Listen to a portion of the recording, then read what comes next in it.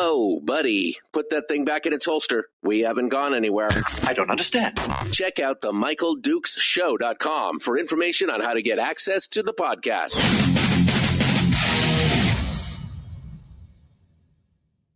The Michael Dukes Show.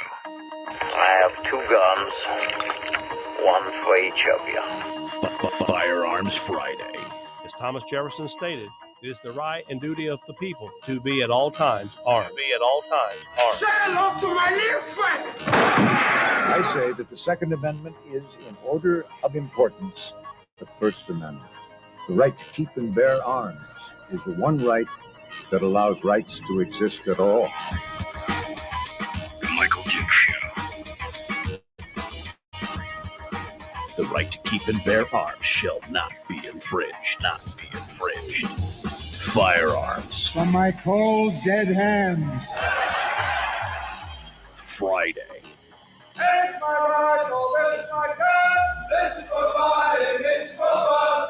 Firearms Friday.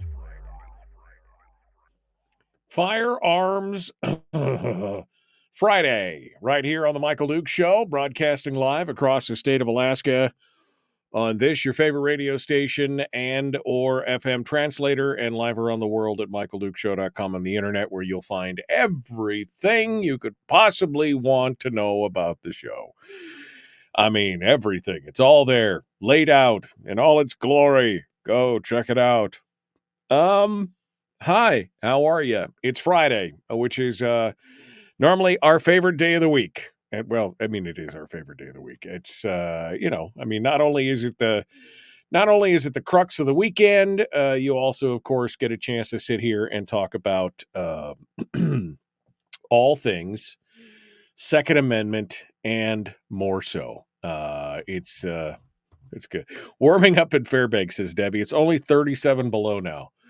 Yeah, no, I mean, it's only 10 below here, which is a good 5 to 10 degrees warmer than it's been. I don't know. This winter just can't decide what exactly it wants to do. It wants to drown us in snow, or it wants to freeze us solid. One way or the other. It's an interesting time, that's for sure. Anyway, Friday is your chance to sound off on issues of a Second Amendment nature, to talk about guns and gun rights, firearms news and laws, and just kind of share in the joy that is that most American of pursuits, the use and the training and the exercise of the right to keep and bear arms. So yeah, it's good. And we're ready to go this morning. Obviously, I don't have any guests today. I've been working on trying to get a couple guests in. I was working on David Codrea and nothing worked out. Dang it. So it's just you and me today. It's just you and me. And of course, there's nothing that I like better on a good Firearms Friday than to talk to you about some of the stuff that you might want to talk about as well. So I have gone ahead and we've got the phone lines up and running right now.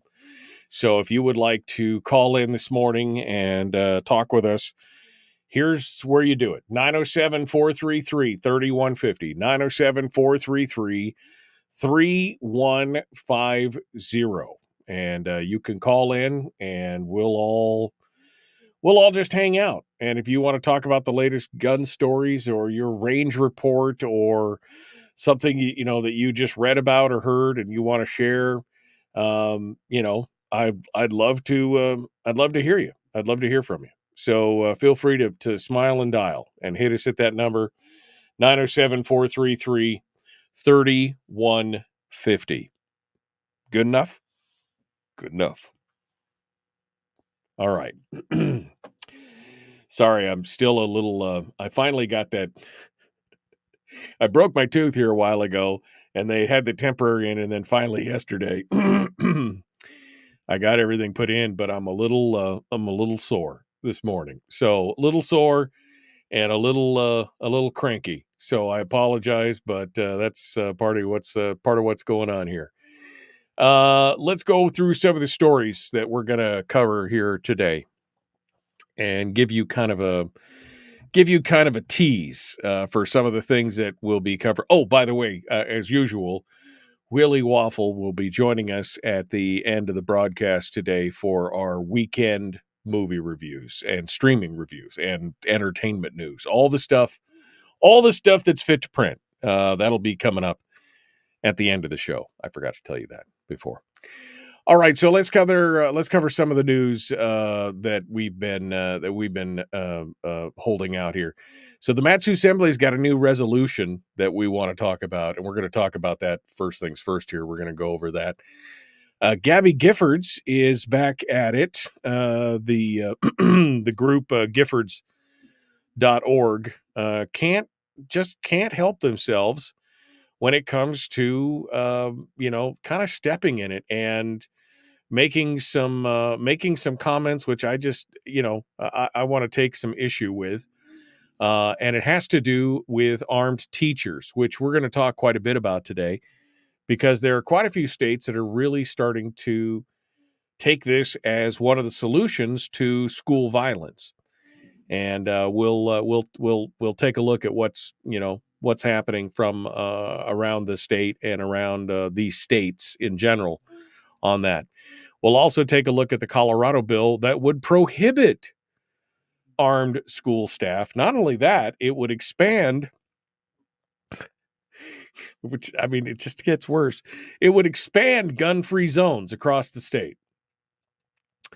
And then, since we're talking about gun-free zones, we'll talk about the California county that is now defying the rest of the state with the new concealed carry policy. One county in California is like, no. And it's pretty good stuff. And we'll also talk a bit about what's going on with Lake City Armory, and the ammunition that they sell. There's been a couple of big, there was a New York Times piece out talking about the Lake City Army ammunition plant and how they are just incensed, I tell you, that not only would we have weapons of war on the street, that we would have military-grade ammunition being sold directly to the public. How dare we? To which I have some commentary on that, basically starts with, shut your pie hole. It's where it starts. And it goes downhill from there. So we'll talk about that here as well. Also, there is a bill that I don't know if you've heard of yet. And quite honestly, I kind of missed the boat on this one until earlier this week. And I don't know how I missed it, but life happens, I guess. The Preventing Private Paramilitary Activity Act, the PPPAA, which is what? The Preventing Private Paramilitary Activity Act. I have some concerns here. I have some deep concerns, and we're going to talk about that as we go through here. This is the anti-militia bill. That's what they're phrasing it as. The anti-militia bill.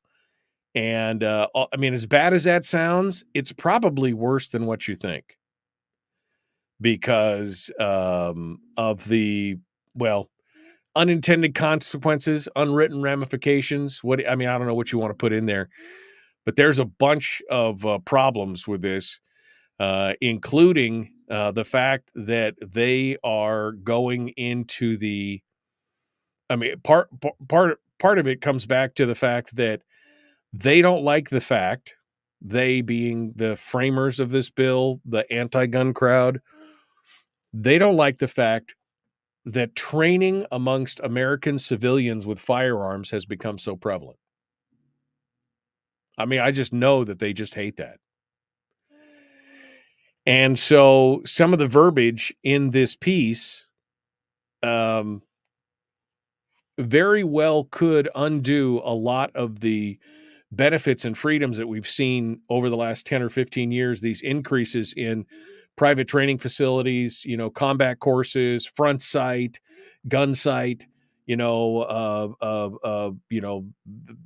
point blank here. I mean, all these different companies that have come, been created to help firearms, give firearms training to able-bodied citizens who want to come out and learn, that potentially could be under fire here. And while they scream about people being safer on the one hand and how only people who are safely trained should be able to have firearms, the fact that on the other hand, they're then taking a crack at that same training and trying to prohibit Americans from being able to have access to it, well, that's troubling in the extreme. Let me just put it that way. That's troubling in the extreme. So we're going to talk, we'll talk through this bill, which is, again, it's just in the planning phases. I mean, it's just going, it's just starting now.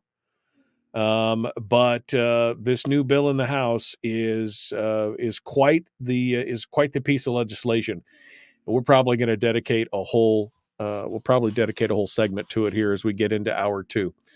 But I wanted to give you the heads up on it. And finally, the safe storage talk from the White House, which I've got to laugh hysterically. It's like they feel like they're reinventing the wheel and they want to pat themselves on the back about how the White House is now going to talk about safe storage and how that's going to help and what exactly they're going to do on that as well. I mean, and I suppose we could just start right here because this is the thing. Safe storage laws. They're not safe storage laws.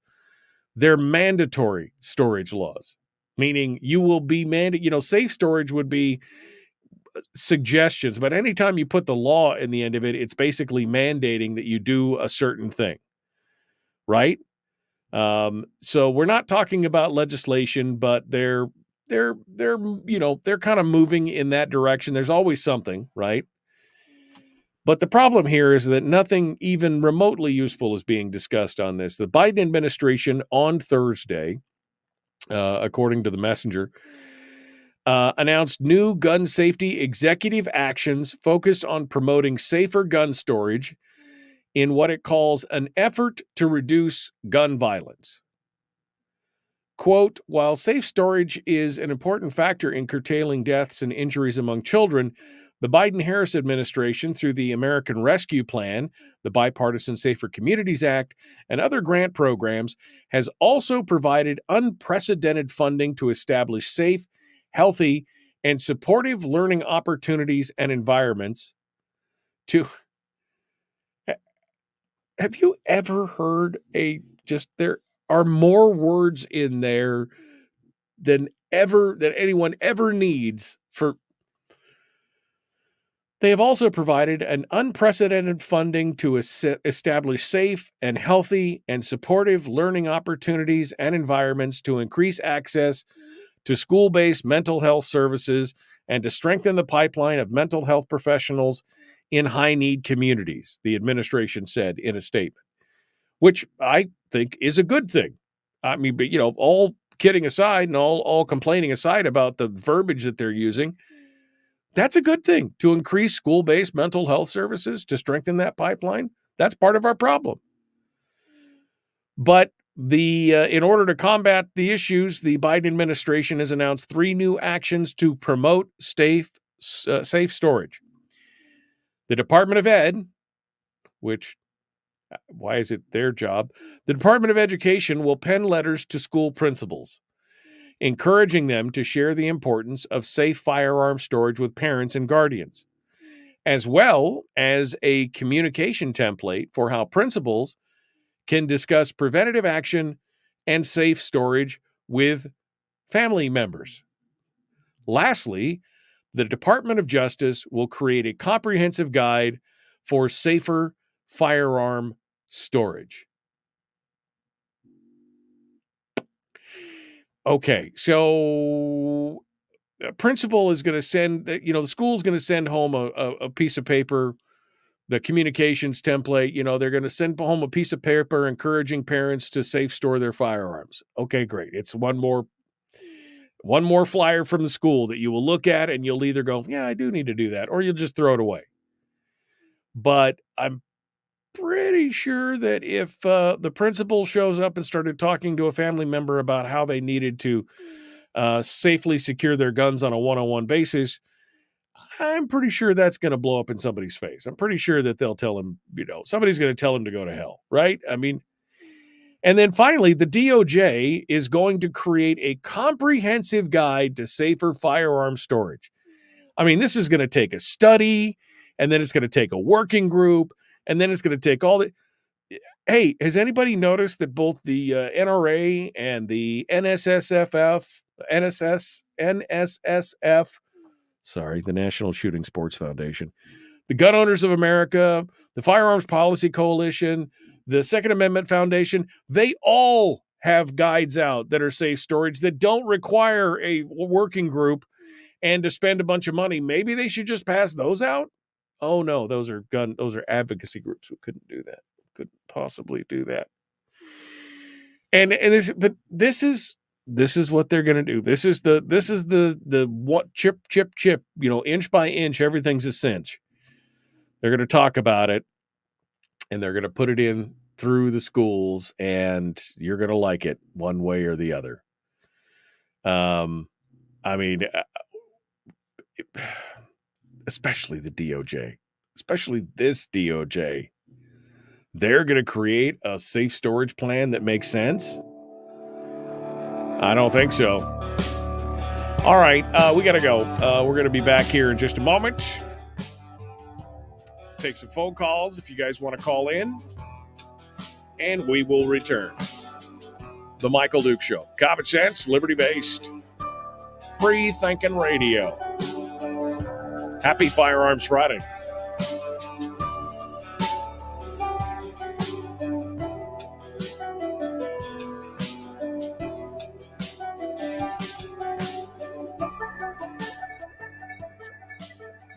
If you missed the show, you can listen to it on your time with Dukes on Demand. Oh, and it's free. Like America used to be. Streaming live every weekday morning on Facebook Live and MichaelDukesShow.com.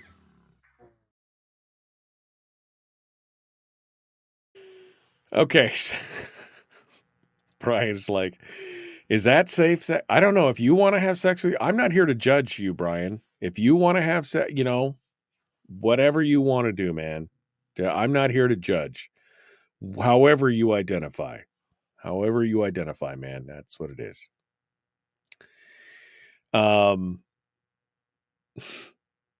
Word salad. It is such a word salad.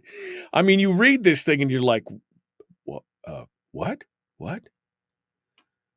Through the American Rescue Plan, the Bipartisan Safer Communities Acts, and other grant programs, the administration has also provided unprecedented funding to establish safe, healthy, and supportive learning opportunities and environments to increase access to school. Establish safe, healthy, and supportive learning opportunities. What? I mean, it's like they have to include specific words in the thing to get it past their to get the nod on it. Oh, we have to do supportive. We have to use the word supportive, and we got to make sure that we're showing that we're establishing a safe space, and it's got to be healthy, and it's got, we've got to get,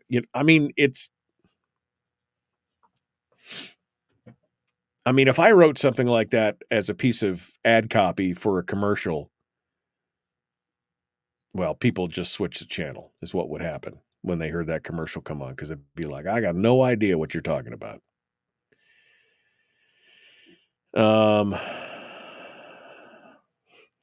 Homosexual. That's how Brian, he identifies as an homosexual. So he has, I'm not even going to go there, Brian. Not even going to go there. Yeah. Teresa, we're talking about Lake City. That's what you're talking about is Lake City ammo. We're going to talk about that. Yeah, Brian, or excuse me, Greg he says he's looking for a grant from the government. He wants a grant for a 24 by 24 foot safe room. That's what they need. You want to talk about safe storage? Yeah, that's what it's all about. The political class, says Kyle, doesn't want a trained, armed American population. Yeah, I mean, you're kind of getting that feeling, huh? Kind of getting that feeling. So they want to help us and buy more safes. All right. Going through here. I'm still scrolling backwards. Okay. Good morning. Good morning. 3 degrees in Seldovia. Ooh, you got the heat wave going on. Chris is actually above 0. Colorado's a special kind of stupid, aren't they? Oh man, I gotta tell you, yeah. The you can't train bill is what Brian is saying. Yeah, that's what it's getting down to. The you can't train bill, and it's a little spooky. I bet it's a little spooky. Outlawed Thoughts over on YouTube said safe storage when I was growing up in Big Lake just meant loaded and available. Yeah, and out of reach of small children. You put it up a little higher than they could get to, and away you go. After you taught them what it was all about. I mean, okay, where are we at? We are close. We're close to returning here. So, like, subscribe, ring the bell. 9 people have liked it. What did I do? What did I ever do to you, man? There's 30 people here. What did I ever do to you guys? Only 9 of you liked the show. I'm gonna feel bad, man. I'm just gonna go sulk over here in the corner. I'm just gonna go sulk until you guys like the show. I mean, okay. Here we go.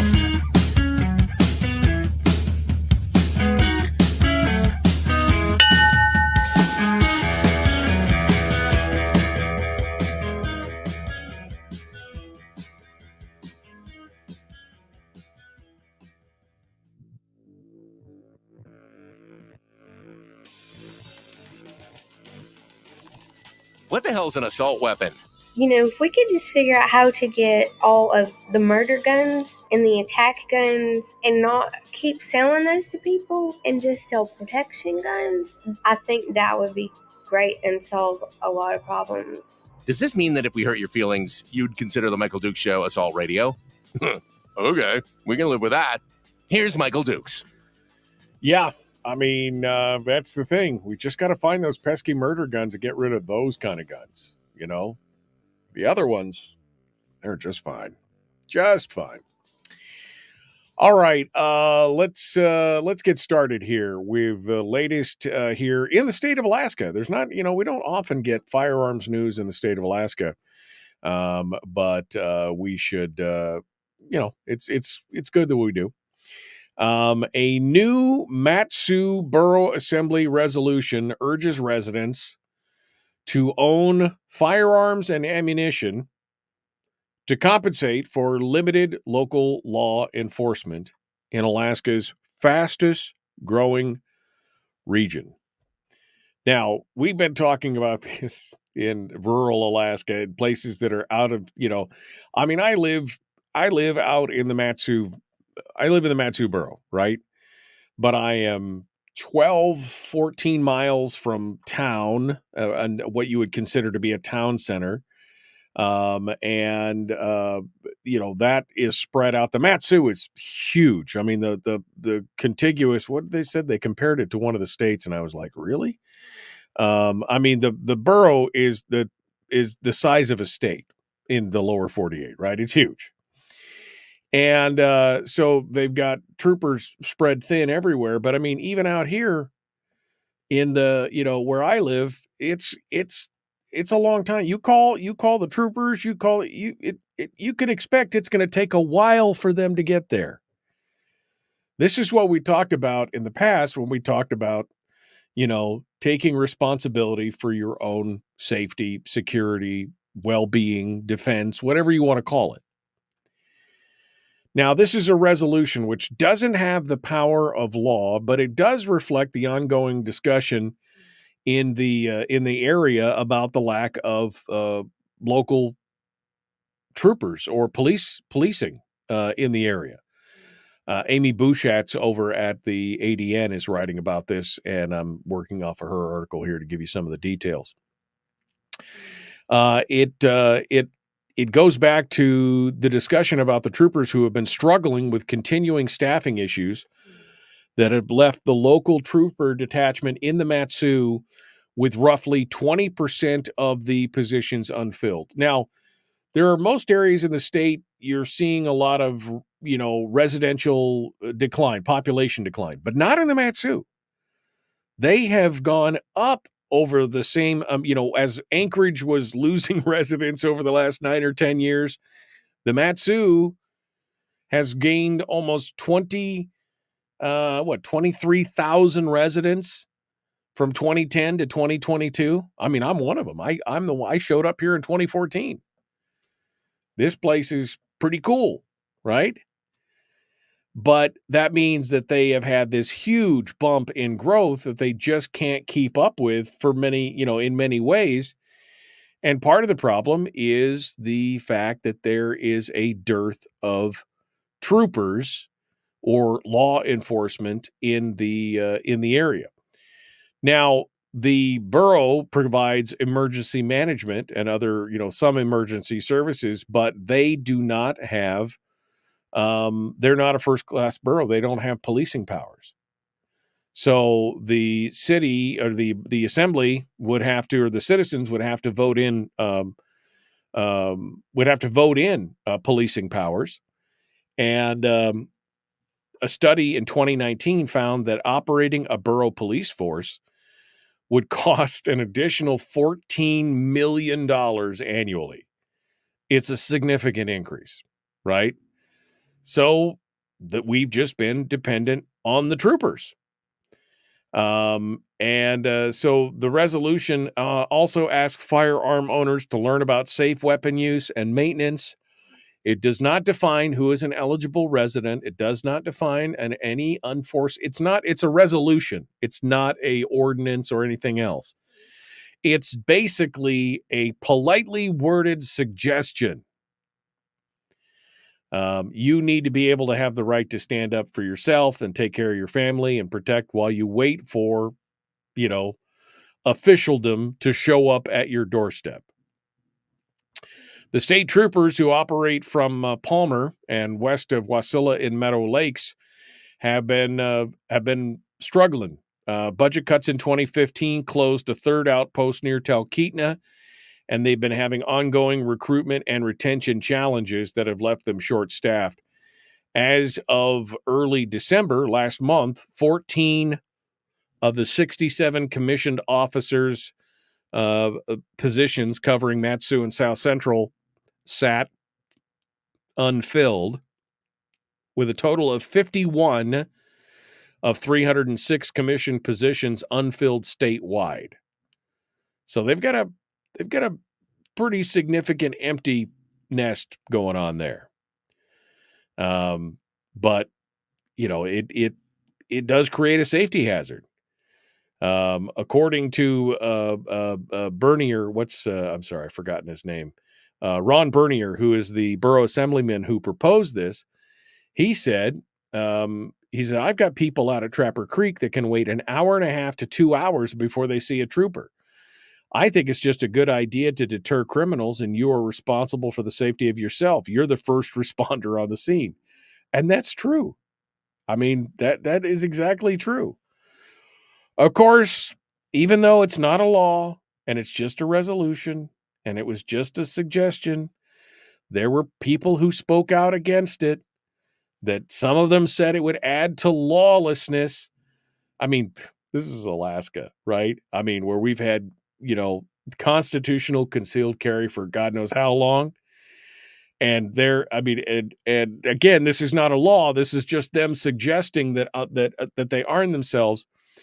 But multiple people spoke against the law, and they quote one in the paper here, DJ McBride from Caswell Lake, who spoke at the meeting and said, seriously, what is the point of this?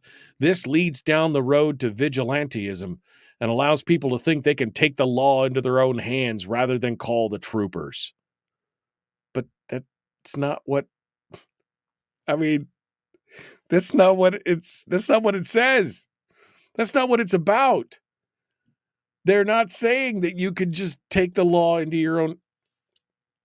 Man, some people are stupid, right? I mean, just that is the dumbest argument I've ever heard. They point out the fact that it takes a while and you may have to be able to defend yourself while you're waiting for law enforcement to show up. They never said don't call the police and take the law into your own hands. And again, it's not a law, it's a resolution. Dumb. Dumb. Doomed. We're doomed. I mean, wow. Yeah. I mean, just freaking wow. That's gonna be crazy. And Brian makes an interesting point. He says it's just gonna get worse as Anchorage spirals out of control. More people are gonna bail and end up in the MatSu. That's, I mean, probably. I mean, there's the two last bastions of kind of, conservative, what I would think of as kind of a leave me alone, get off my lawn mentality seems to be in the MatSu and in the Kenai. Anchorage and Fairbanks. And I mean, the places are all getting, I mean, yeah, I don't know, man. But dang, we're just going to take the law into our own hands. That's what, this has nothing to do with that. So again, my hats off to Ron Bernier, who put forward this resolution, and it passed, and now we all know about it. I mean, that's effectively, it's over. Now that they voted on the resolution, that's its total effect, is that they made a statement of intent from the borough assembly that people should make sure that they're armed, and they encourage them to get the proper training. You'd think that people would be happy about this stuff, but no. I just want to know how some of these people would. Do you think some of these people would have made it in the frontier times, in the Wild West, in the westward expansion? Do you think these people would have made it? I'm just asking for a friend. I mean, do you think that they would have? I don't know. I just don't know. All right. We're coming up on the break, but I do have one line on hold. So let's go over there real quick and see who it is and what they want to talk about. Good morning. Who's this? Where are you calling from? This is G-Man calling from Fairbanks. Hello, my friend. What's on your mind today? So the people that are worried about arming themselves and trying to protect their property and their life are going to be in a big surprise, because per capita, the state of Alaska has more illegal aliens than the other 49. And just 2 days ago, Fairbanks, 2 more plane loads flew in. So this is a big problem, and nobody knows who they are, what their character qualities are. So we're going to be, a lot of stuff is happening. I'd like to see you ask your legislators that come on what they're doing about housing these people, and what's going to happen if they start committing crimes. Well, I mean, I'd like off the air. Wait, G-Man. I mean, I want you to cite your source here on where you're saying these people are just being flown in, by who and where did you get this info? There is a organization that takes care of watching these flights and where they're going. A friend of mine just told me about it. I haven't investigated it yet. I do know that they are in the hotels for the last 2 summers. They're I don't know who's paying for the hotel bill. I think the feds are, but the hotels are half full of I'm going to call them illegals because they haven't entered legally. So, well, I mean, I will get that information get me to you, and get me the information so that we have a little bit of a, it's not just he said, she said, or my friend told me. I'd like to know more about it, and then I can look deeper into it. I appreciate that. So thank you for sounding off, and get me that info, and we'll talk about it later. Thank you. All right, we're up against the break. We got to go. The Michael Duke Show continues with Firearms Friday. Your time to shine and shout and sound off. 907-433-3150. 907-433-3150. Back with more right after this.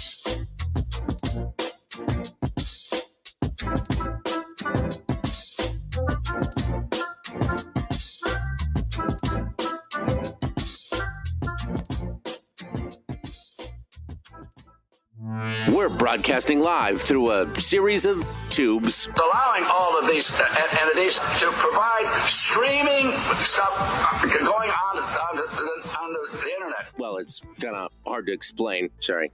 Streaming live every weekday morning on Facebook Live and MichaelDukesShow.com. Okay. All right. I'm going back up here. There's one born every minute. All right. I accidentally left that up. We are doomed. All right.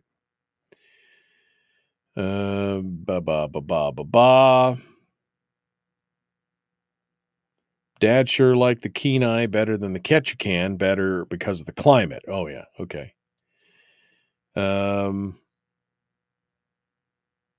I'm still scrolling through some of these comments here. Hold on a second here. Two loads of airplanes. How do I find out about this? Says Jennifer. And that was exactly why I asked the question. Where are you getting the information on that? I want to, I just want some back. I just want some, cite your sources kind of thing.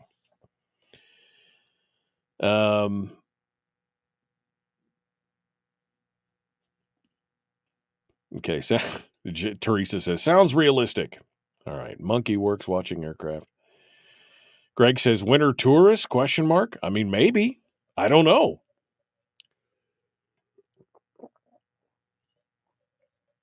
I mean, I want to know what's going on.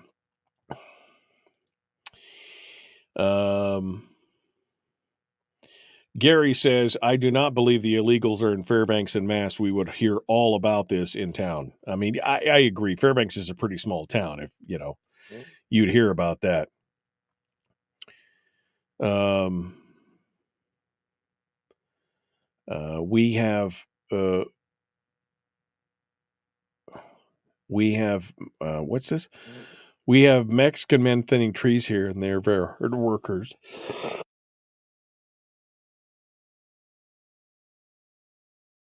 Excuse me. They're very hard workers. I think the only time they ain't is when the population shuns them and then won't let them earn a living. Even you would steal to feed your crying child. However, most of these guys' family are down south as they are living in tents in the summer. Okay. I mean, I don't know. Fairbanks is not a good place to be homeless. No, Fairbanks is not a good place to be homeless. That would be like the least best place to be homeless in the whole country.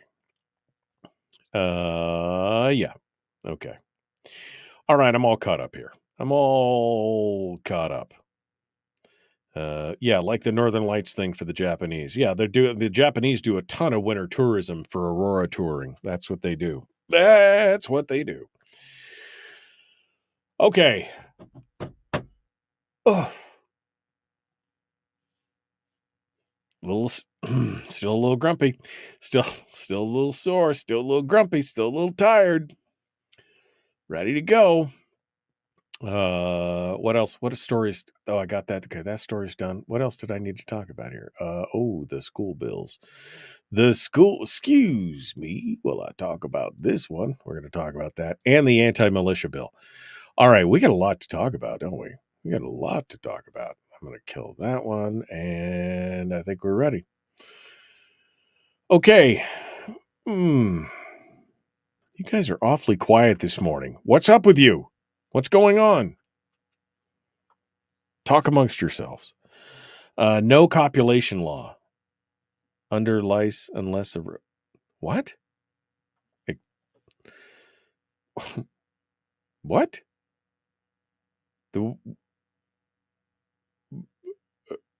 I'm sorry. I'm just reading this comment and I'm like, I don't even know. And he made another comment too. Jim on YouTube has made a couple comments here. 100,000 more people on Earth every day. That's where they are from. When I guess it was because I was asking where these people are from. And then he says, no copulation law under lice unless a resident. I don't know.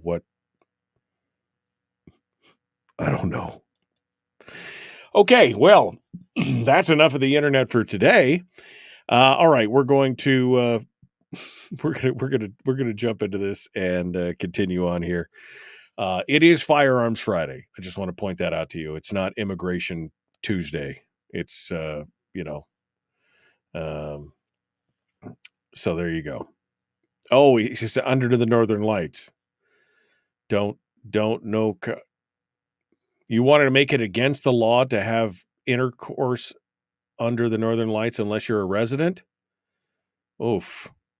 That's what he just said, under the Northern Lights. Which oh my God, I don't have the patience for this. Okay, we're going to go back. We're going to talk about something else. Absolutely talk about something else. The Michael Duke Show.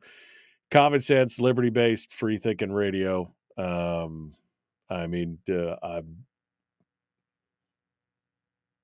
Wow.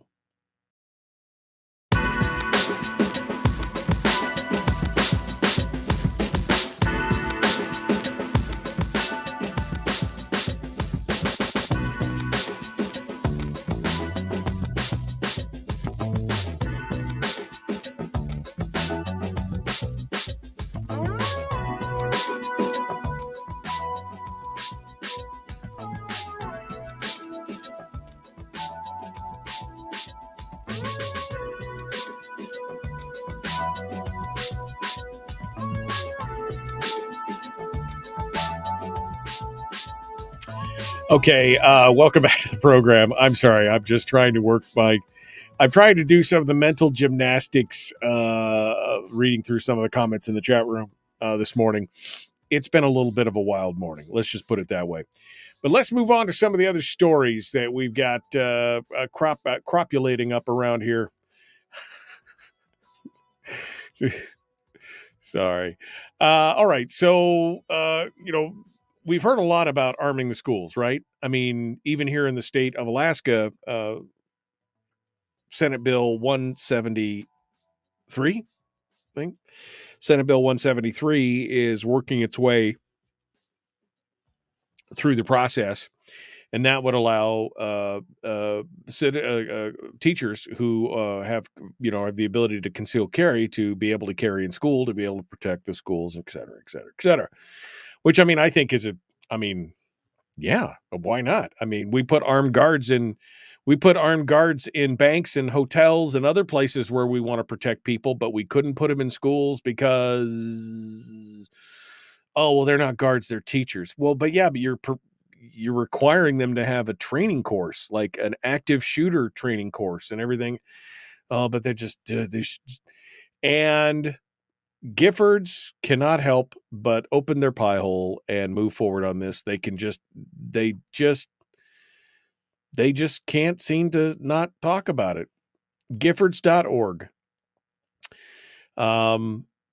Iowa is now looking to arm teachers. Arming teachers is already a thing in a number of states, including Utah, which has had armed school staff for quite a while now without any problems whatsoever. However, groups like the Giffords cannot fathom the possibility. I just can't fathom it. The possibility that anyone could carry a gun anywhere. They, and of course, it's like, oh, but we support the Second Amendment, but remember, every time you hear the word but, everything ahead of that was complete and total BS, right? I mean, complete and complete and total bull. We support the Second Amendment, but that was just BS. Yeah, that's exactly what it was. Okay. So anyway, Giffords took to X and they took a little bit of this issue with this whole thing about Iowa wanting to arm its teachers. They got the clipping of the top, Iowa schools starts arming its teachers. And the Giffords organization says, can we please just let teachers teach? Trained police officers fail to strike an intended target over 50% of the time. Why do we think arming teachers will result in anything but tragedy? Okay, so let me bust this down for you for a minute.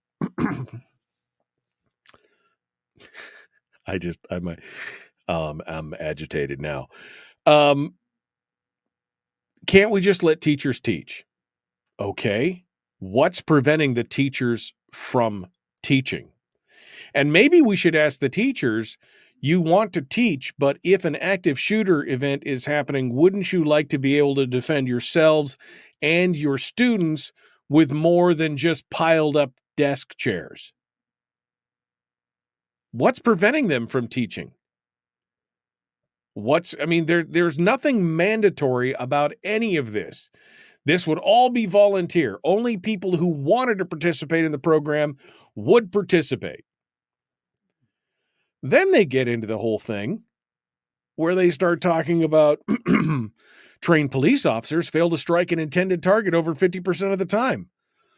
Well, that's a real problem that maybe we need to look at the training of our police officers. By the way, the training that many of these states require for teachers to be able to carry concealed is actually more specialized than what the average police officer gets in some of these areas.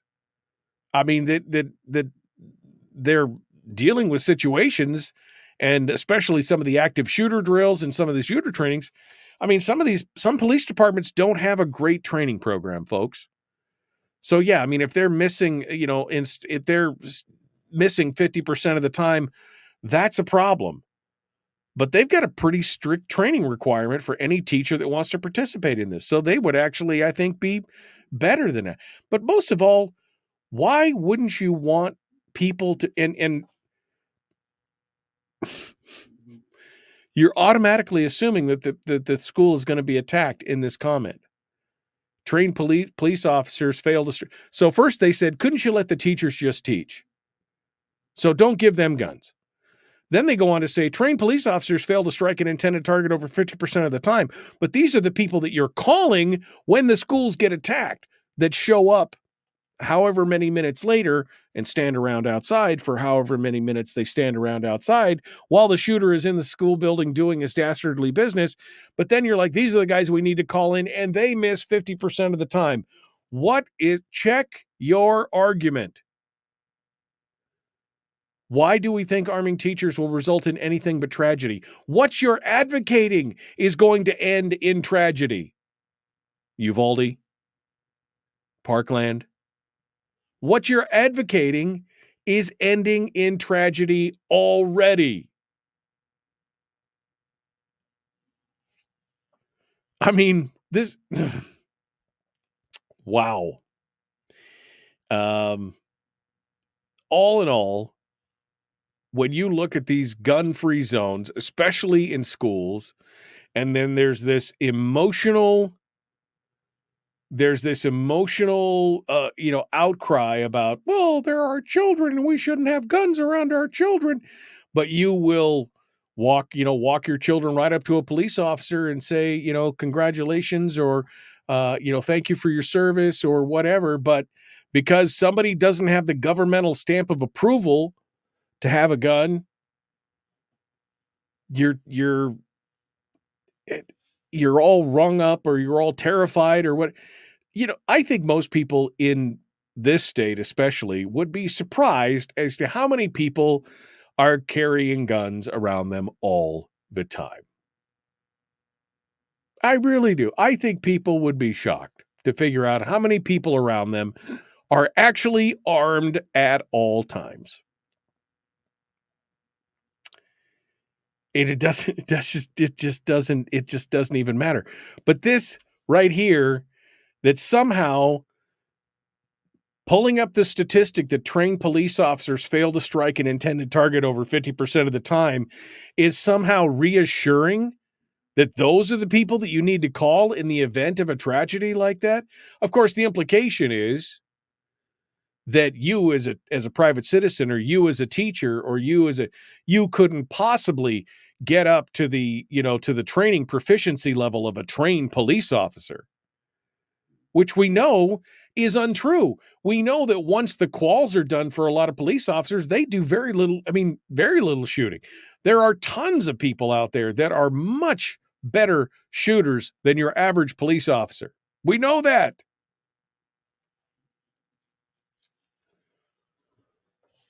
But this is it right here.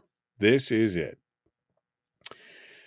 We want to talk about Colorado schools as well, but I got one more call, and I've got just over a minute. Let's see who it is. Good morning. Who's this? Where are you calling from? Good morning, Michael. This is Ron in North Pole. Okay, Ron. And just to throw in a little statistical or mathematical aspect to it, a lot of those police officer misses are contingent upon super litigious departments that place requirements on the trigger capabilities of the guns over what is issued from the factory. I give you the New York trigger and transfer bar particularly. You know what? I need to talk about this with you during the break, because I want you to explain that to me in slow. Talk to me like I'm 5. So hold the line for a second, Ron, and we'll get back to that here. The Michael Duke Show continues. We got more coming up. Hour 2 dead ahead. Willie Waffle and more. The Michael Duke Show. Common sense, liberty-based, free-thinking radio. It's Firearms Friday. We'll be back with more right after this.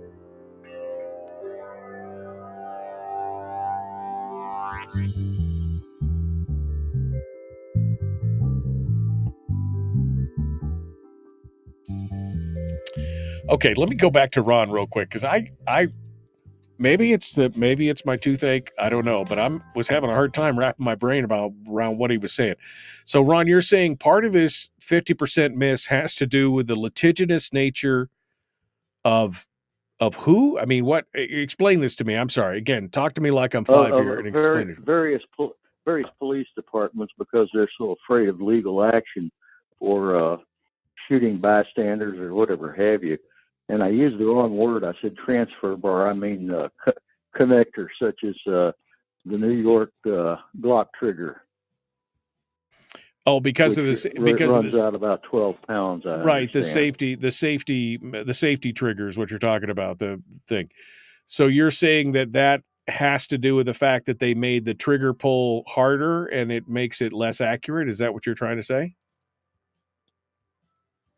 Well, I think that we can pretty much agree that to a certain extent that when you get below a certain poundage, I think generally speaking, most people consider the 4 to 5 pound range to be reasonable, and we have 10 to 12 pound trigger releases on many departments' guns these days.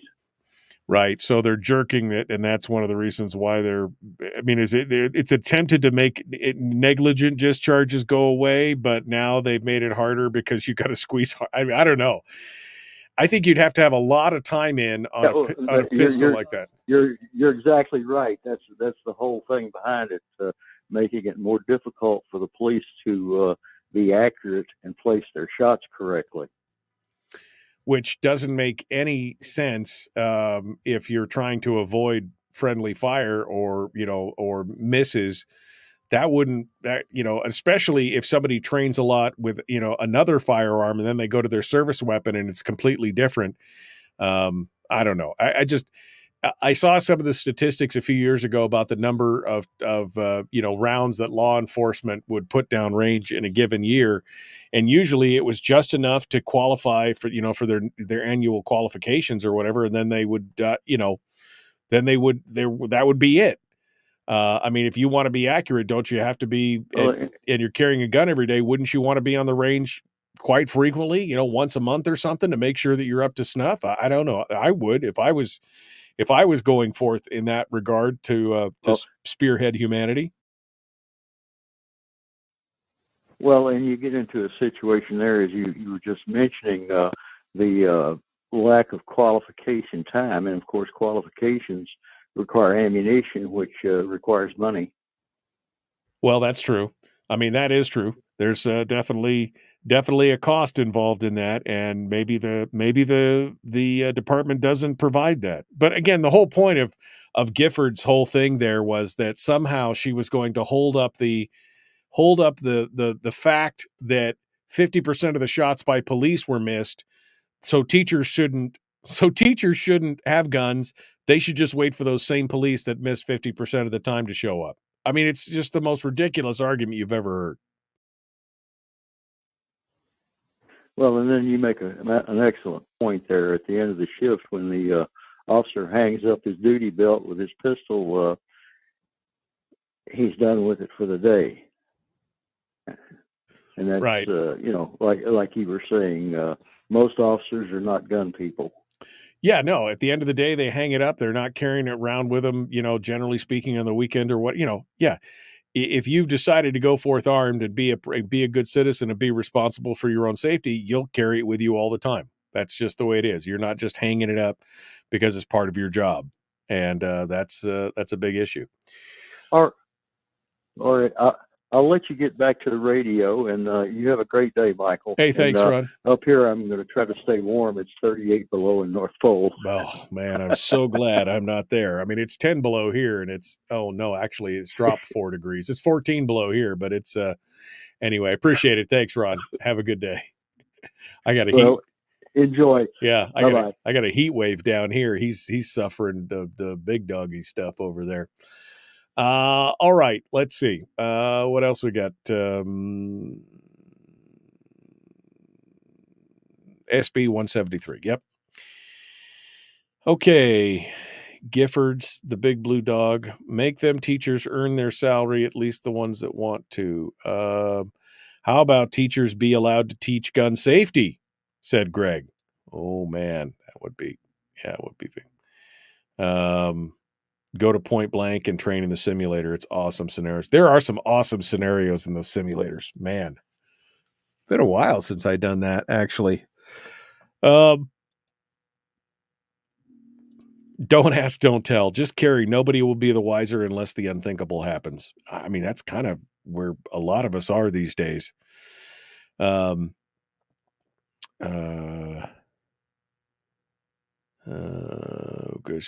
The only place I do not carry my concealed weapons are those few detectors I would be required to go through. Yes, that's exactly it. Time spent on the range is spent in classes on identifying gender without offending. At least they've got their priorities straight, Brian. Don't worry about it. You will all be safe. It'll be fine. Fine. Just fine. Don't worry about it. It'll be okay. Okay. Let's get back to this here. Hour 2. We're going to talk about this Colorado bill in a minute, and then we're going to get into that anti-militia bill. Here we go, the Michael Duke Show.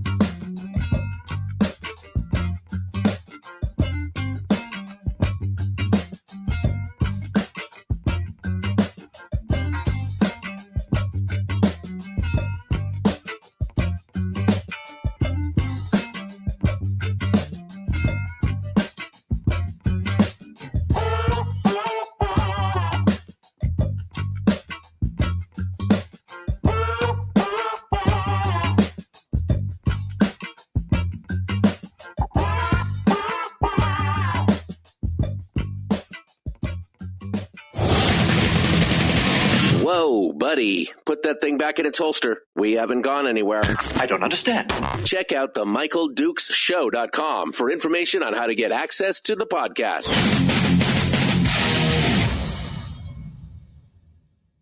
The Michael Dukes Show. I have 2 guns, one for each of you. Firearms Friday. As Thomas Jefferson stated, it is the right and duty of the people to be at all times armed. Say hello to my little friend. I say that the Second Amendment is, in order of importance, the First Amendment. The right to keep and bear arms is the one right that allows rights to exist at all.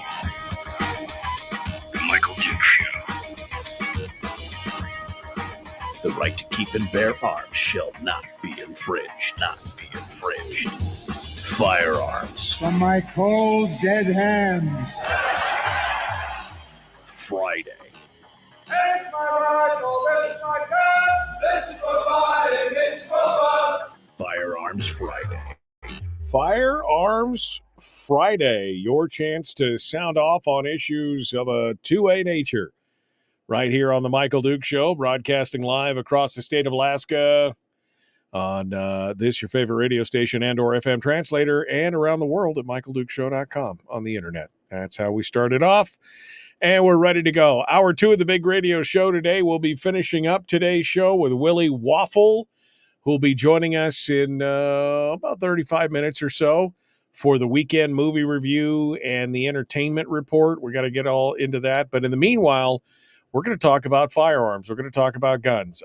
Ron's comment from the end of the last hour, because we were running out of time, I asked him to kind of hold over, and he explained to me that in some jurisdictions, some police departments, because they're afraid of being sued by bystanders or somebody else, because they're afraid of the litigious nature of society, they have instructed the armorers in their police departments to increase the pressure requirements for their, like, for example, their Glock pistols for their safeties, and increasing it up to 11 or 12 pounds of pressure to be able to actually operate the firearm and the trigger, where most of the times, 4-5 pounds is fine, 3 pounds, 3.5, depending on what, pistol you're using. And that's what he was trying to explain to me in that regard. So I didn't want to leave you guys hanging on that, on that out there as we go through. We got a couple stories to cover here in the next couple segments. And we just finished talking about the weird take from the Giffords organization about the Iowa schools wanting to arm its teachers. I think it's time, quite honestly. I mean, if we put armed people in banks and hotels and business parks and security, if we for all the things that we want to protect, and we don't do that for our children, we have got a problem. That's what I'm saying right now. We have got a problem. But Colorado, God, as much as you love how beautiful that state is, and what, those people have lost their minds. They're going in exactly the opposite direction of a whole bunch of other states right now. Colorado Democrats are trying to end the ability of the school districts to vet and train volunteer staffers who are willing and ready to serve as first-line defenders in the case of an attack on a campus somewhere. That's the policy in place in dozens of schools around the state already. It's actually in place right now that they are vetting and training volunteers who are volunteering. They just want to do it themselves. That prohibition is just one part of a bill being drafted that would also create a number of new gun-free zones in the state, including the repealing of the state's campus carry law for the university that has been in place for more than a decade. They've allowed concealed carry on the campuses and now they're going to try and reverse it. In addition to that, man, these guys in Colorado, I just don't understand. In addition to that, they want to change. They want to change more. They want to add and bar concealed carry from more locations, including public playgrounds and parks, recreational community centers, public property where a public gathering or assembly is taking place, healthcare facilities, banks and other institutions, houses of worship, stadiums, amusement parks, aquariums, zoos, museums, water parks, carnivals, fairs, courthouses, any property owned or leased by local government, public libraries, daycares, preschools, public primary and private universities and colleges, or 100 feet of a polling location or drop box. I mean, what? Isn't this just what the Supreme Court has been striking down left and right and talking about, that you can't create this patchwork of, oh, no. What? The legislation would also explicitly repeal current state law allowing a concealed carry holder to have their gun with them when they drop off or pick up their kids from school, so long as the handgun remains in their vehicle. So if you were a concealed carry holder and you wanted to go pick up your kid from school, as long as you remained in your vehicle or your firearm remained in your vehicle, you could pull up and have them come out and get in the car and you could drive on. Nope, that's not how it's going to work anymore. They also said that the Colorado law that permits a concealed carry holder to serve as a school security officer, which is a policy that many of the distant rural school districts and smaller schools have been doing, they're going to stop that as well. I mean, there's been no, they have had no problem with the current policy. And there are no shortage of school districts and employees who are interested in volunteering for these security teams. This just isn't an attack on the right to keep and bear arms. This is a measure that makes students less safe, period. The Colorado Democrats they've gotten it wrong over and over. For the last 10 years, they have put in place all these different measures for gun control. They drove Magpul out of Colorado to Texas. They've driven just so much and they did all this. And you know what? All ostensibly under the guise of making things better and preventing violent crime. But violent crime in the state has only gotten worse. And now those same anti-gunners are going to make it virtually impossible for law-abiding citizens to protect themselves in some of the most public settings out there. It's absolutely insane. Absolutely insane. Most of these public spaces, again, have already been struck down by the court. But it's just not going to stop them. Just not going to stop them from going forward on this. All right, I want to talk about this new anti-militia bill, and I want to talk about California a bit, but I do have a phone call, so let's go over there first and see what you have to say. Good morning. Who's this? Where are you calling from? Well, Mike, it's Fred. How you been? Hello, Fred. I was wondering where you were today. How are things going over there in Rhode Island? Well, it's just another rainy day in New England. We're kind of making up for the last year's drought. We're just going to have to build an ark here if it keeps raining over here. Right. The reason I'm calling, I'm going to take a little bit of you. I'm going to steal a little bit of your thunder ahead of time here. First of all, Colorado has been taken over by the wokes. I mean, they really have. The progressive wokes have taken over Colorado, and they've turned the place into an open cesspool as far as their policies. But if you notice, this isn't anything new. What these people are proposing has already been proposed in New York. It's already been proposed in the West Coast. It's already been proposed in Washington State and Oregon. It's expanding the no-gun zone, the gun-free zone. And other guys, it deliberately leaves these places unchecked and unprotected, because the police can't be everywhere, obviously. And, that's not going to be the solution. But, they'd be more than happy to disarm everybody and then let the carnage reign. This is what they want. They want to have carnage. They want to have chaos. They want to have a total breakdown, anarchy. This is what they're promoting. And if you haven't noticed, if those who haven't really looked at the situation, take a minute and look at connect the dots. Connect all the dots as to where this is going. And you'll see for yourself. These people are anarchists. They want to tear this country down Once again, I think the globalists are behind the buffoon in the White House who has no idea. He has no idea what planet he's on at the time anyway. But he's just being manipulated into pushing on their policies that are going to ruin this country deliberately. It's not an accident. It's deliberate. Well, I mean, I think in some instances, I think that you might be right in that. I don't know if in the Colorado instance you are, but I think that there is definitely a push. It's what I've talked about in the past, that there's a narrative out there that many people believe that the only way we can move forward with society is with the direct benevolent intervention or control of government. And those of us who would resist that government control, we are part of the problem. And because we have the ability to defend ourselves, because we are supporters of the Second Amendment and have the ability to defend ourselves, that must be taken away so that the government hammer can come down on all of us to take care of us for our own good. Right, Fred? Well, you mentioned the thing about prohibiting the militias from training and practicing and training. First of all, that's a direct violation of the Constitution and the Bill of Rights. That's the direct contradiction to that. And that is one of the reasons for that is they want to eliminate any opposition at all. I mean, if they were to try to enforce martial law tomorrow for some nefarious reason, and it would be nefarious, I will do believe, this would be the only resistance they come up against. And they want to get rid of that as quickly as possible. Get rid of that, eliminate that immediately, so there's no resistance to what they may do. Yeah. So I mean that's obvious. If you can't see that, then the old saying, "Those who have eyes that cannot see are the truly blind." Yeah, exactly.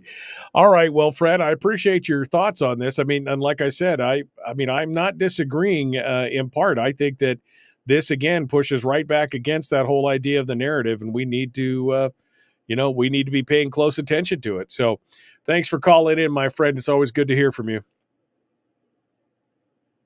Okay. You have a good week, Mike. Take care. You bet. Thanks for calling in.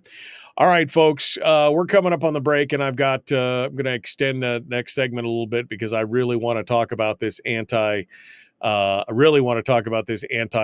bill. So we're going to come back to that here in just a moment, and we will continue the Michael Duke Show, common sense, liberty-based, free-thinking radio. Don't forget to check us out on Facebook at facebook.com/Michael Duke Show /live if you want to come join us out there this morning. We'll be back with more right after this.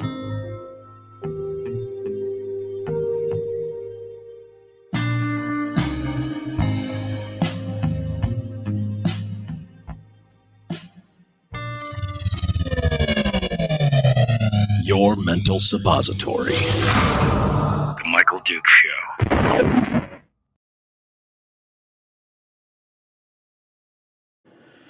Okay. I do love Fred. I do love me some Fred. In fact, Bill had said just a few minutes before Fred called in, "Where's Fred?" # where's Fred?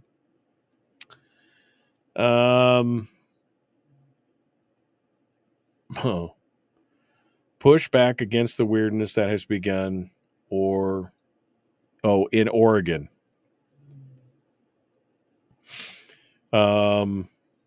There's pushback against the weirdness that's begun in Oregon. Apparently, I'm not paying attention to the weirdness that's begun in Oregon. So I know that there was a pushback in both Washington and Oregon against all their new fancy spangled gun initiatives that they put out there. And then the courts basically said, you can't do that. I mean, that's been good.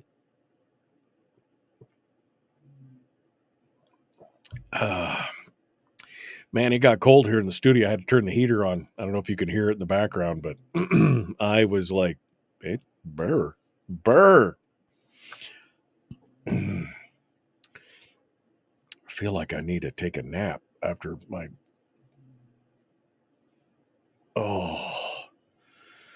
Okay. We didn't get a chance to talk about the Lake City thing. That's a whole thing. It's a whole thing. I'm Sorry, I'm just scrolling through some of these, some of the other stuff that I had laid out here this morning to discuss and go over.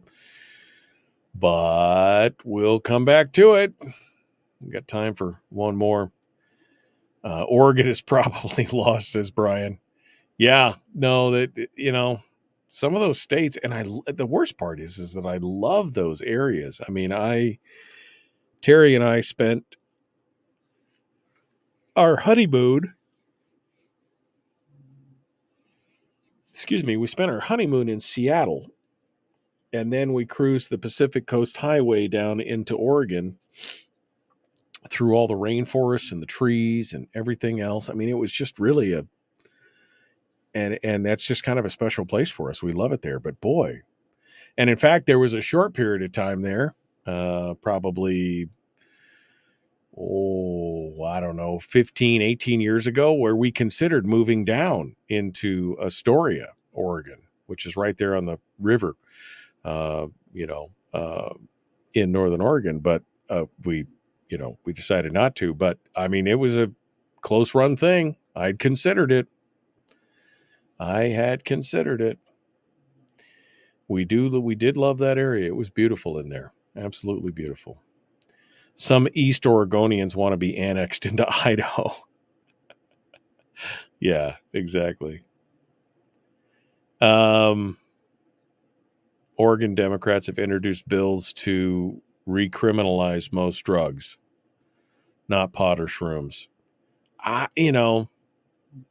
Nobody likes my take on this. My take is that I just believe that people are going to do what they're going to do. All you're doing is creating more problems by criminalizing all that stuff. That's just my personal opinion. I mean, I could take it or leave it. I mean, well, I could leave it because I haven't, you know what I mean? It's just like getting government involved in those things just creates so many more problems but like I said, it's not a popular take. So it's not one that I necessarily blatantly share at every opportunity, just because I've seen the disaster that the drug war has become.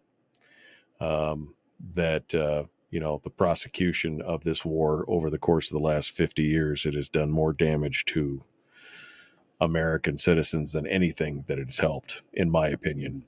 But there you go. We're 30 seconds out. Time to rejoin. Let's get to it. We got anti-militia bill to talk about.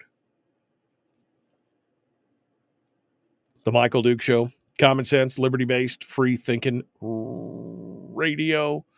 Like, share, subscribe, ring the bell. Let's do this thing. Here we go. Ready? Now.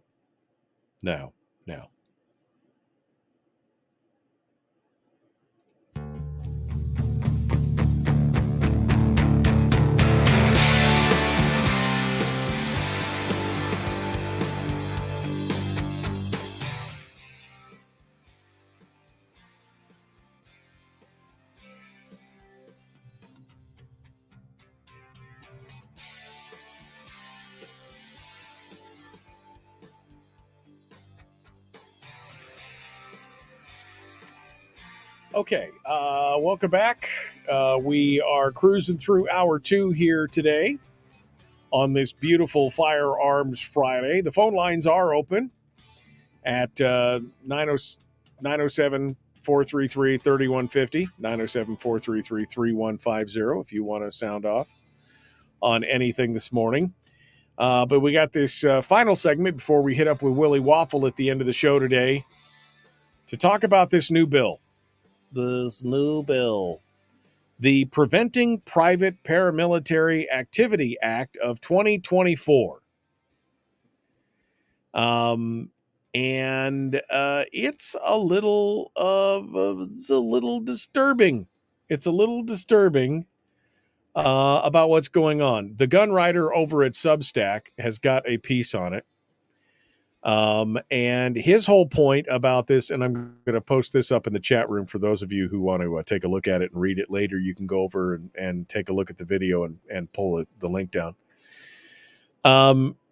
The whole idea Behind it, in his opinion, Lee Williams, is that the true intent of the Democrats' anti-militia bill is to infringe on the firearm training aspect of the American gun culture. And that could be something that is very spooky. Because as we know, if you've been following this at all over the last 10, 15 years, there's been a big straight line growth on firearms training and the opportunities for people to train across the country. I mean, it was a booming industry. It was it's been enjoying some good success. More and more citizens wanting to get trained, wanting to figure out the basics of, regular marksmanship or practical gun use or even combat gun use. I mean, these are the things that people have wanted to learn for years, and now they're able to do it. Lee Williams goes on to talk about, we have the right to train with our firearms. We can draw from a holster, shoot while moving, practice CQB, and send as much lead down range as our bank accounts will allow. It's all perfectly legal, at least for now. However, the new bill making its way through Congress, known as the Preventing Private Paramilitary Activity Act of 2024, would make all of this illegal or at least suspicious enough to draw scrutiny from the feds. More importantly, it would paint a target on the back of every single American gun owner, which is the actual intent of this ill-conceived and extremely unconstitutional legislation.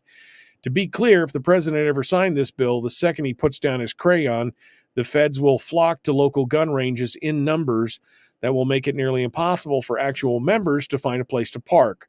This bill will give them a license to investigate anyone who trains with a gun in order to determine whether they're a militia member, and don't think for a second that they won't. The FBI recently investigated law-abiding Americans whose sole transgression was shopping at a Cabela's or a Dick's Sporting Goods. Evidently, the FBI, the country's so-called premier law enforcement agency, wasn't aware that Dick's Sporting Goods stopped selling guns and ammunition eons ago. Nowadays, the most dangerous thing on their shelves is a pickleball paddle. The story goes on, and it talks about, that they did that whole investigation of Cabela's and Dick's and all. They did that without this law being in place. They want to investigate people who are going to Sportsman's Warehouse or Cabela's or Bass Pro or to your local mom and pop gun store. Remember, we were talking about this a few weeks ago, where California would literally have police officers stationed at gun stores in Nevada and Arizona and other places, snapping pictures of California license plates outside of gun stores outside of California. I mean, you don't think that the bureaucracies are going to be diving into that both feet and trying to do? They are already doing this without the law being in place. Now, some people will say that Lee Williams is just being an alarmist. I don't think, again, I will point you back to the California going to the other state and sitting there with a camera and snapping pictures. I mean, and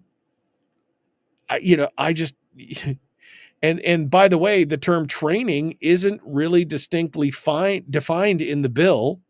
Let me give you the actual rundown here on what the official where is it here? I've got the here it is. I'm sorry, I'm looking. Here it is, right here. The unauthorized private paramilitary activity. So, what would the bill itself prevent you from being able to do? So, Section 2742, unauthorized private paramilitary activity. Offense: it shall be unlawful to knowingly, in any circumstance or in a circumstance described in subsection B, while acting as part or on behalf of a private paramilitary organization and armed with a firearm, explosive, or incendiary device or other dangerous weapon, to 1, publicly patrol, drill, or engage in techniques capable of causing bodily injury or harm, to 2, to interfere with interrupt or attempt to interfere with or interrupt government operations or government proceedings. 3, interfere with or intimidate another person in that person's exercise of any right under the Constitution of the United States. 4, assume the functions of a law enforcement officer, peace officer, or public official, whether or not acting under the color of law, and thereby assert authority or purport to assert authority over another person without consent of that person. Or 5, train to engage in any of the aforementioned described activities. So you can't publicly patrol or drill, which, I mean, what is the definition of patrol? What does that mean? You can't interfere with or interrupt government operations or government proceedings. What if you're protesting? And if you're protesting with a firearm, does that count? You can't interfere with or intimidate another person in that person's right to exercise their right under the Constitution. I mean, people feel intimidated all the time. If you watch those campus videos where 2 young kids are standing there with a camera and a microphone, and other kids are screaming about their rights being interfered with and how they're being intimidated by these people, I mean, would that count? You can't assume the functions of a law enforcement officer, peace officer, or public official. Okay, what about natural disasters? What if we're the only thing standing between anarchy and something else? It's happened before where citizens have had to stand up to, looters and bad guys and or provide services. I mean, it has happened where people have had to take care of themselves. And by the way, you can't train to engage in any of the activities described in paragraphs 1 through 4. So what exactly does that mean? Does that mean that if you go to Front Sight or Gun Sight or, D Squared or any of these other shooting places or, Point Blank here in Wasilla, does it mean if you go there that, and do training for active shooter response or for, combat pistol or combat rifle, does that mean that now you're going to be investigated for being part of a militia because you enjoy that? Maybe you want to do it with a few friends. Maybe you guys are a militia together. Ooh, you didn't even know. Let alone people who are actually in a militia.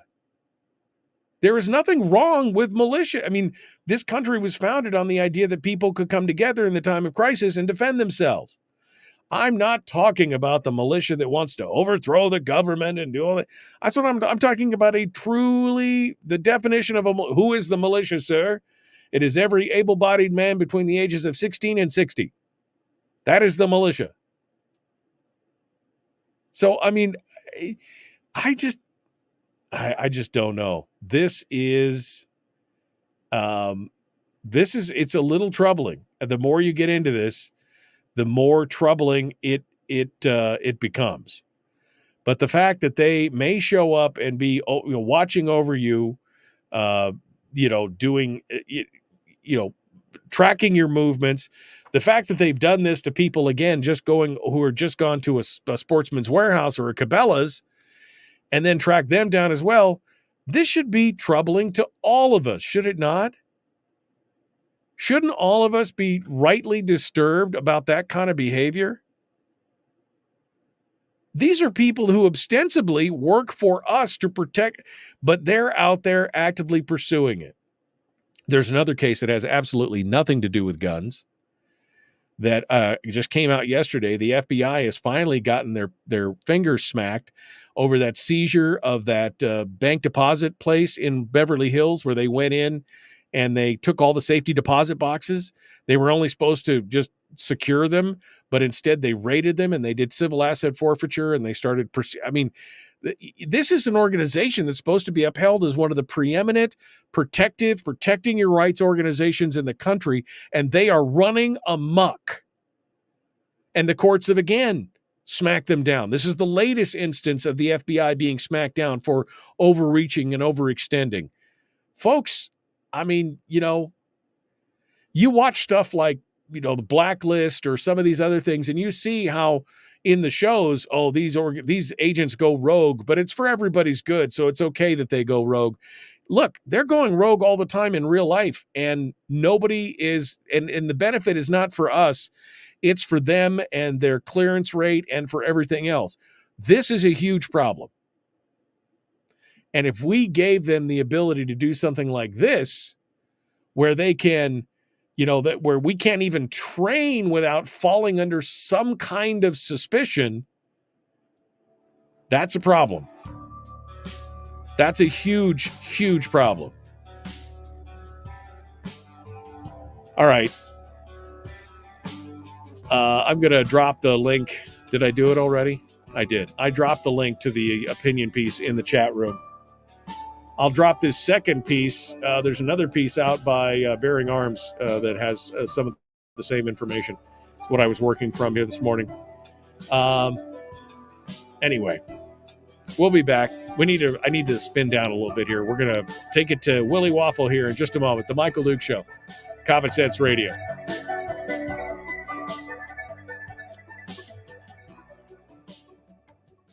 Streaming live every weekday morning on Facebook Live and MichaelDukesShow.com.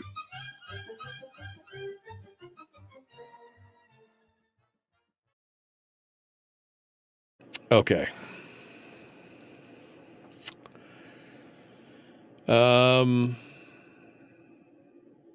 Making our Revolutionary War ancestors roll over in their grave.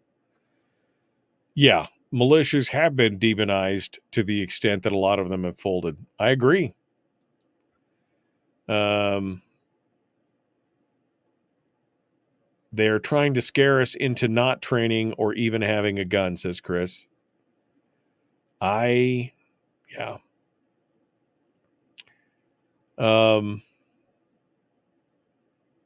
If those feds honored their oath to protect the constitutional rights, they wouldn't have to go after the citizens who are exercising them. But to many of these people, it's just a job. Their oath is really to the bureaucracy, not to the Constitution. They just want to make sure that they're, it's CYA, justifying their position, justifying what they do. I'm sure that there's some good people in there. Don't get me wrong. I'm sure that there's some good, honorable, patriotic people in there. But a lot of them, literally in this case, in this Beverly Hills case, which I've been following here for the last year or so, the FBI agent literally lied to the judge about the scope of the search warrant. They were explicitly warned not to do anything with the individual boxes. They were just supposed to go in and seize the safety deposit boxes because they suspected that the owner of the facility that had the boxes was a criminal, but they weren't to search. And what did they do? She told them, we're going to use civil seizure. We're going to go through here. And if you see anything that looks even potentially criminal, we're going to go after the box holders as well. This is an express disregard for what the judge said. Ambition, man. Ambition and bureaucracies. She doesn't care about the Constitution of the United States. She doesn't care about it. Makes their job hard, and they don't like that. They want the job to be easy. That's part of the problem there.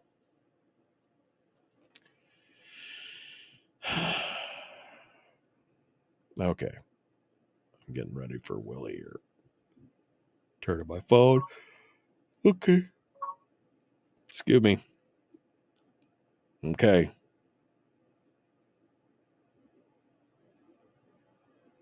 Okay. It's all good. All right, my friends. Tell me how you feel about that.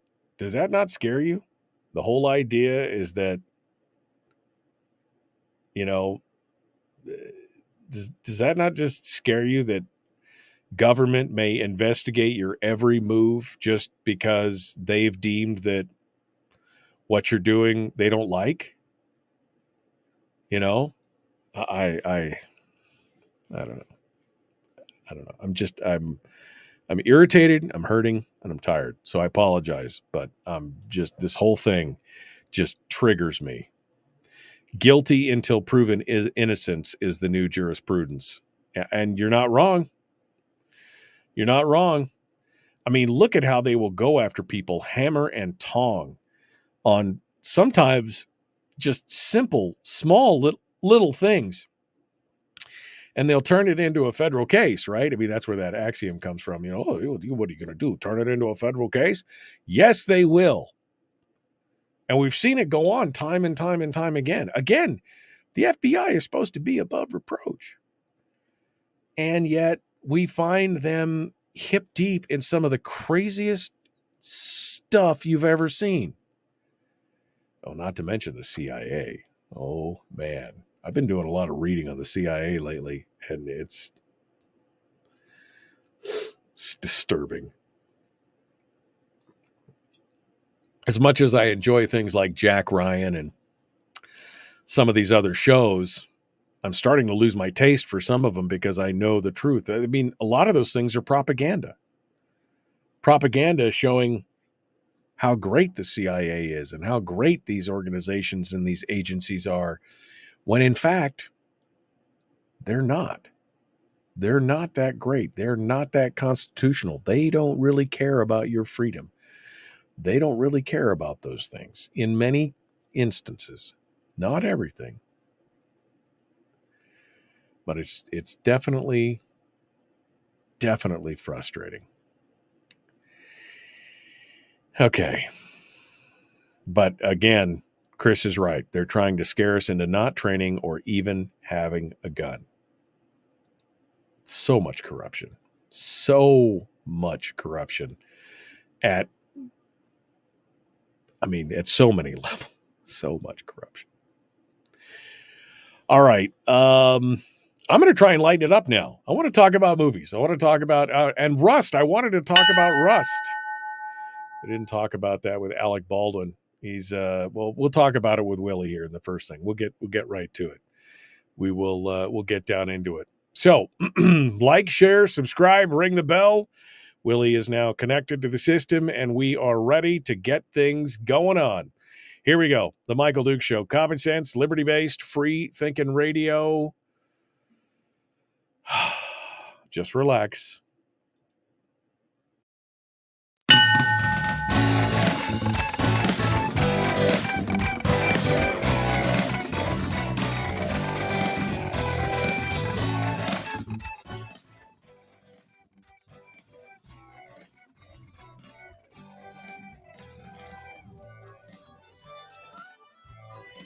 Okay, it's the weekend. I'm ready. I mean, I already mashed a bunch of buttons wrong. What am I going to do? All right. Willie Waffle, wafflemovies.com.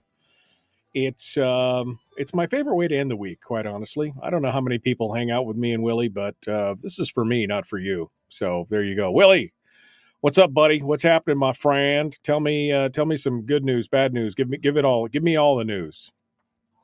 The biggest news, I think, this week is, well, you know what I think it is, and you know what you think it is. Mr. Alec Baldwin is back in the hot seat. Yeah, we covered a little bit of this earlier. I didn't want to get too deep into it, but, I think he thought that he dodged I don't mean to be punny, but he dodged a bullet, but looks like that may not be the case. Give it all to me here. Yeah, so when the charges were dropped a while ago, the prosecutor said, "Listen, we reserve the right to bring these charges if we have new evidence." Well, he got indicted. The charges that were dropped in April 2023 are back. He has been indicted again for involuntary manslaughter. In the case of the fatal shooting that took place, on the set of his film Rust, and the new evidence is an analysis of the gun that was used on the set and during that scene. And they are making an argument, they being the prosecutors, are making an argument that analysis shows that he had to have somehow pulled or depressed the trigger in order for that gun to go off. That he took an action to shoot the gun. Right. Now, this is going to be a really complicated argument, and I think as we get deeper into the argument, I think it becomes more difficult to convict Alec Baldwin, in my opinion.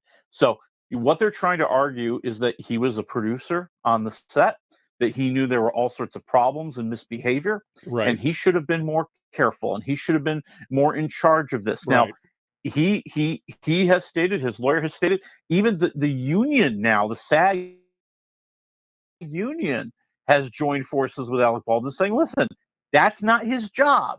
He's an actor," and he was told that this was safe. And Alec Baldwin is still arguing he never pulled that trigger. Yeah. Now he says he did pull back the hammer, but he never pulled the trigger. And I think that you're going to get into a very, very interesting argument. And I think you're going to find that this analysis is going to come under heavy, heavy, heavy attack from his lawyers, Right. because this analysis done of this gun was done on a compromised evidence. I mean, I read about yeah, this. I mean, This is crazy. Yeah. So the FBI Go actually, ahead, tell 'em. when they This were is analyzing it interesting, and taking the gun apart, they actually broke parts of the gun as they were disassembling it, and it apparently had to be reassembled with spare parts. Now, that means that it's not exactly the same gun. Exactly. So that's going to throw some real things in here. But I mean, again, I still have to take some issue with what Baldwin's saying. Oh, I pulled back the hammer, but I did not pull the trigger. Now, there are some guns, speed shooters. They basically it's a hot gun. You know, you pull it back and drop the hammer without even, because they're fanning the hammer. You know, that's what they do. But this is not a trick gun. This is just a production gun, right? So I don't know if I buy his argument, but I think you're right. I think they're going to have a very heavy lift because the defense is going to be able to say, look, Your Honor, the FBI apparently didn't even use experts when they disassembled this gun because they broke parts of it trying to take it apart and then reassembled it with spare parts. It is not the same gun. They can't prove, because basically, what is it, like the analysts are saying that marks on the gun show the trigger was pulled or depressed. What marks? Right. I mean, if a gun has been working, if a gun has been fired, then those marks are going to be there. I mean, how do you tell if it was the first time it was shot or the 100th time it was shot? You have no. Yeah. This is a big stretch, in my opinion. And as much as I dislike Alec Baldwin, this kind of stuff, which looks like it kind of might be just to go after him, especially with this argument, seems a little weak sauce to me. No, I'm with you. I think it's very difficult to prove it, and I don't understand. I mean, I understand the prosecutors want to see justice prevail. I question. I'm like you. I'm not a big Alec Baldwin fan, but I question what justice is being served here by going after him, given these facts and this evidence and what's been going on. It's obvious that set was just the wild, wild west. Right. Pardon my pun. But it wasn't under control. There were idiots running the asylum here. And I think that is really the big problem. I don't know if it was necessarily negligence on his part. Yeah, and I think that's the problem. They're going to have a really hard time proving negligence on his part. I mean, Gutierrez, the armorer, is already she's being prosecuted or has copped a plea or something. I mean, I just think this is going to be a heavy lift for them, and I don't see them. And then it also gives Alec Baldwin the opportunity to say, "Oh, woe is me, I'm a victim," which I think is the wrong message in this instance right here to begin with. So yeah, I guess we'll see what happens. But pro tip for the FBI, maybe have a firearms expert take the gun apart instead of somebody else. I mean, how do you break parts of a gun as you disassemble it? I mean, the FBI. Well, yeah, I guess if it was the ATF, I wouldn't have been surprised, but it was the FBI. So yeah, the FBI should know how to do these things. Yeah. They're bringing the experts to do them. I mean, I just, I'm sorry. I'm one of those people. I question what's going on with the FBI these days. Okay, I'm just gonna throw it out there. No, all right, definitely. I think a lot of people are going, "What is going on with the boys in blue?" Yeah. All right, let's move over to something else. What do we got? Netflix. I'm not a WWE fan, and I don't know how many listeners are, but I remember Brendan, my former producer, one of my best friends. He is just a nerd when it comes to this stuff, and I'm sure as soon as he heard the news about Netflix and WWE joining forces, he probably flipped right out of his easy chair. So tell me about it. Well, and I think that the headline is that they're getting involved with WWE, but I think the bigger picture here, Netflix is getting into live programming and live sports in a big way, and this is just step number 2 towards their goal, whatever that goal may be. So earlier this week, they announced that they have a new deal. They are going to broadcast the WWE's premier program, Monday Night Raw, live every Monday night starting in January of 2025. It's a $5 billion deal. They will air Monday Night Raw. They'll also be the international home for a lot of the other WWE programming, including their pay-per-views, WrestleMania, that stuff for the next 10 years. Now, Peacock is still going to hold like the U.S. rights to the pay-per-views, but this is Netflix basically coming in and taking over. Yeah. I mean, and we have already seen that they have a very big interest in getting into live programming, especially Right. live sports, just like all the other streamers are, Right. because this is where the money is. Right. And so, here they are taking this step. They had the Live Golf tournament, or no, it wasn't the Live Golf tournament. They did like their own golf tournament last fall. They've done live programming with Chris Rock doing his first special after the whole thing that happened with Will Smith. I mean, they are starting to realize that, the model is changing, Right. and live is going to help make them some money. Right. And so that to me is the big story. Now they're going to prove, hey, we can do a program live every single week. Well, we could probably do a football game live every week. No, this is the next maybe phase. We could do baseball. Yeah. Yeah, this is the next phase of their evolution. I think that's where they're going, and they're going to try and continue to dominate the space. Yeah, and the stock market actually reacted very, very well to this. Also, I think they made the announcement this week. Their subscribers were up by like 13%. They had a good quarter. They had a really good quarter. So you put those two things together, Netflix is bouncing back. Yeah, they never really were down and out, but there was a feeling that maybe the behemoth was being taken apart piece by piece, and now they're rising up again, and they are a force to be contended with. Since the other streaming services are kind of a hot mess, and they're trying to transition, but everything's, I mean, Disney trying to merge with Hulu, and then Disney is popping stuff up, and the HBO and it's such a mess that I think, Netflix having kind of that clarity of vision is probably definitely helping them on that regard. So, I mean, yeah, good for them. And they've got the money to do the big stuff. Yeah. Like really, they have the money that it's between them and I think Amazon when it comes to really having the money, because the other streamers are just, smaller subsidiaries of bigger companies that don't want to spend that money. Yeah, I would agree. I would agree with that. Well, we'll see. Yeah. We'll see how it goes. Like I said, I'm not a WWE fan, but I know that those people are rabid, man. They are freaking rabid about that. I watch Monday Night Raw every week, baby. Do you really? I'm excited. Okay. Yeah, I do. I think this is great. I think this is great. I've just lost my respect for you, but okay, it's fine. It's fine. All right, we got time for one more quick one. How about Valerie Bertinelli? I love her. She's been on the Kids Baking Championships, which during every Christmas season, we always end up watching those because my daughter's a huge fan, and it's always a fun thing. And she, I think she's sweet. I really like her. But apparently she ain't coming back to the Food Network.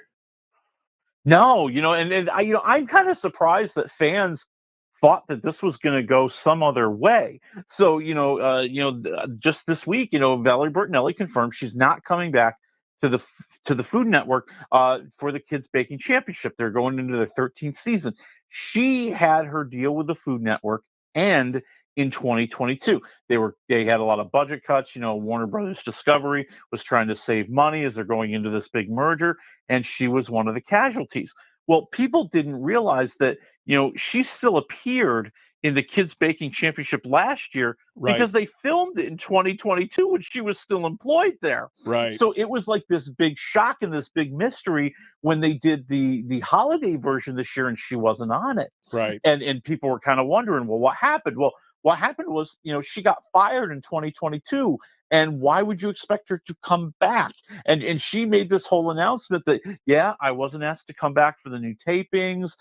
No one at the Food Network really told me. I just kind of got ghosted. I'm thinking, no, you didn't get ghosted. You got your pink slip in 2022, Valerie. Right. You knew this. Well, and just to be clear, she wasn't fired. Her contract was just not renewed, which in Hollywood is essentially the same thing. Yeah. Right. Exactly.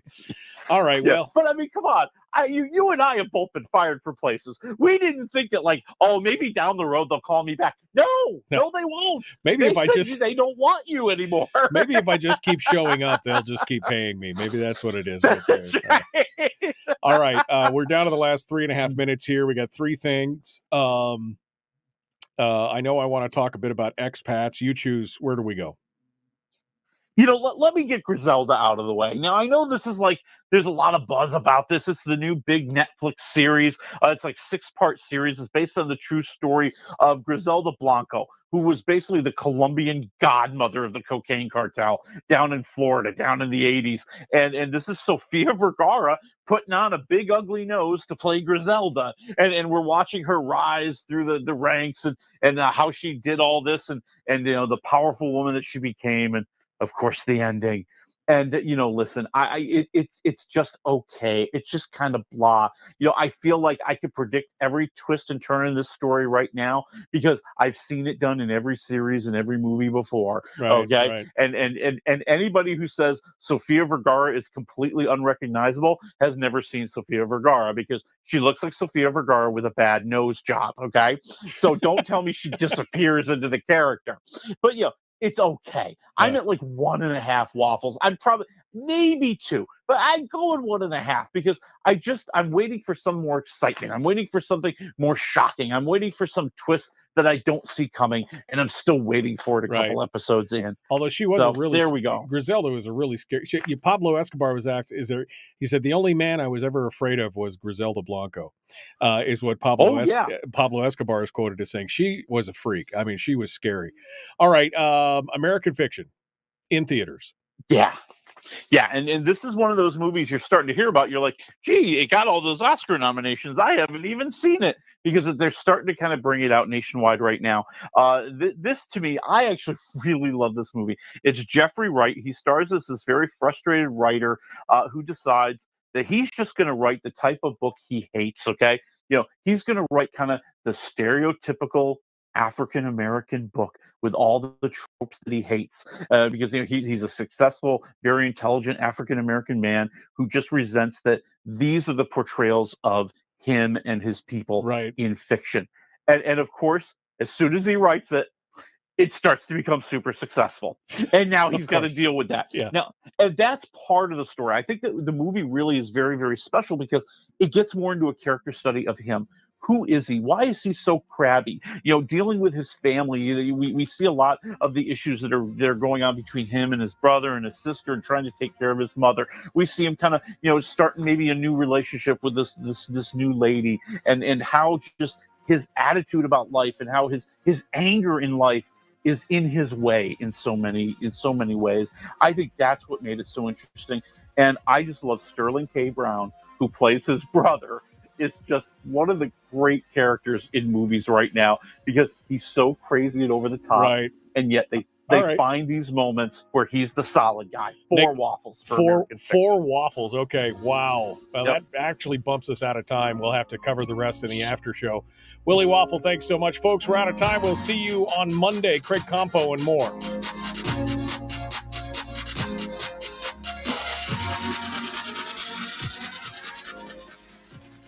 I mean, first and foremost, I really like Jeffrey Wright as an actor. I think he's a great actor. And I think he does a good job. And I saw some of the trailers for this, and I was like, well, this looks interesting. I mean, I'm hearing a ton of buzz on it. I mean, just a ton of people like, this is genius. This is great. This is so good. Maybe we got a new story that we didn't have to rehash something old. And I like that. That's great. Isn't that nice for a change? I know. All right. Well, let's cover expats because I'm interested. Nicole Kidman, we talked about that ad nauseum a couple weeks ago. So tell me about expats real quick, and we'll let you go. Yes, the new Amazon Prime Video series, where Nicole Kidman stars as one of 3 women. They're living in Hong Kong, and this is back in 2014. The Umbrella Revolution is taking place, and we're seeing kind of their lives as these expats living in Hong Kong, part of this world, but not really part of this world, and the complications that they have. And it's really Nicole Kidman's series in so many ways because in her story, her son has disappeared, just disappeared. And she's trying to deal with this, and she's trying to deal with her family, and she's trying to deal with differing views that her husband has and that her family has. and it really is a great performance from her. And I think that's what really reels you in. Yeah, there's a lot of stuff in here about, some of the other women, their relationship with like the people who work in their houses, and this strange relationship that the live-in help has as part of the family, but not really. And a lot of that plays out. I'm at like 3 waffles. I thought it was a pretty solid series. Okay, well, good. Well, we'll have to see how it is. I don't know. I find myself steering more and more away from kind of the dramas like that. I don't know why. Maybe it's just the adrenaline junkie in me. I just want to watch science fiction and action movies these days. But I might have to spin off for that, because I do enjoy her acting. As long as I can get past the whole thing, the cosmetic thing, I do enjoy her acting. So we'll have to look into that. All right, my friend. Next week, what are you bringing? Next week, what are we bringing? Oh, Argyle, the most talked about buzzed movie of the winter. I can't wait. Henry, see, he's been signed for a Highlander. I saw that. Yeah.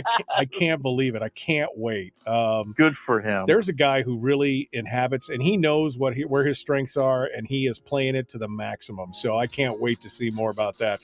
All right, my friend, I will see you next week then. All right, see you next week. Folks, Monday we'll have Craig Campo on and somebody else. Can't remember who. It's old age. That's what it is. We'll see you guys on Monday. Have a great weekend.